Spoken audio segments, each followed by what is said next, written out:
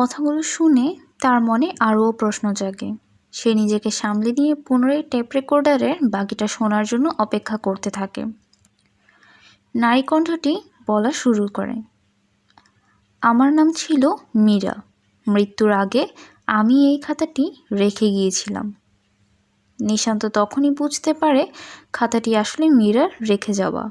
প্রতিটি শব্দ যেন নিশান্তকে আরও গভীর রহস্যের দিকে নিয়ে যেতে থাকে। সে খাতার আরেকটি পৃষ্ঠা খুলে দেখে।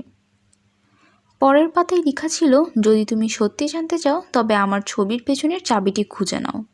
নিশান্ত দ্রুত উপরের ঘরে ফিরে আসে এবং ছবির পিছনে হাত দিয়ে দেখে সত্যিই একটি চাবি লুকানো ছিল। চাবিটি হাতে নিয়ে সে আবার নিচে নেমে যায় এবং সেখানে আরেকটি ছোট্ট লোহার দরজা দেখতে পায়।